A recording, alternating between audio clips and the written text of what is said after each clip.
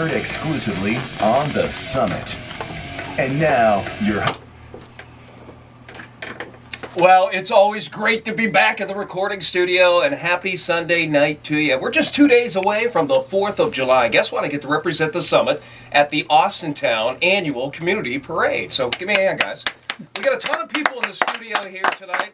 The Hartzler boys, including my young whiz kid, engineer, producer Noah Hartzler. And then we have Bill Allison. He's with Jack Riblett in the Youngstown Rock and Roll History Society.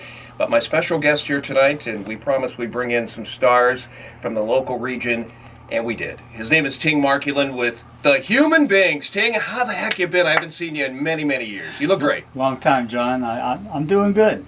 You're doing good. Now, you're living down in Florida. You made your way up to Northeast Ohio, back home, and you're not going to be here long. You're heading back south, right? No, I still have family here, and I try to come back once a year and visit them, but I usually stay about a week. That's about it.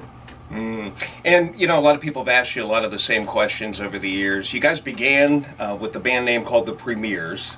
And I remember there was a band called The Premiers. They did a garage rock classic from the 1960s called Farmer John, if I'm not mistaken. But you guys were the Premiers around here. You played every club circuit, Idor Park, you name it. The Premiers were out there. And then you eventually evolved into the Human Beings. But how did you go from the name change there? We were playing at the grist mill up at Wedgwood Lanes, and there was a banquet room downstairs. The manager of the Lanes wanted to open a club because the grist mill wasn't big enough. We were drawing really big crowds there. So he was going to open up the gazebo room, if you recall that. And he wanted us to be the house band. So we said yes. He goes, but I have one condition. And we said, well, what is that? He said, you've got to change your name. He said, the Premiers is so dated. He said, you've got to do something with that name. So he gave us about 2 weeks, you know, and the club was going to open in a month. But he gave us 2 weeks because he wanted to advertise. So we started throwing around names for those 2 weeks. And, you know, we had lists of everything you could think of. A lot of animals. So we're going through a list of animals. And I don't know, somebody just muttered out, what are we going to do? We're just human beings. Wow. And we just said, that's it. Let's go with that. We went back to the manager of Wedgwood. He loved it. But he said, don't tell anybody who you are.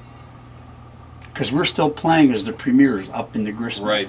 And he's advertising coming, the Human Beings, and everybody is wondering, who is the Human Beings? You know what? And we also changed our look. We had the 50s and early 60s. You guys kind of look like the Beatles back when you were the Premier. Well, you had that Shaggy Boy look going on. Well, we bought wigs.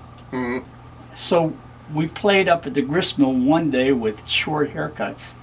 And then when we opened up at the gazebo room, we had these wigs on. And everybody was cracking up because they knew who we were once we came out there.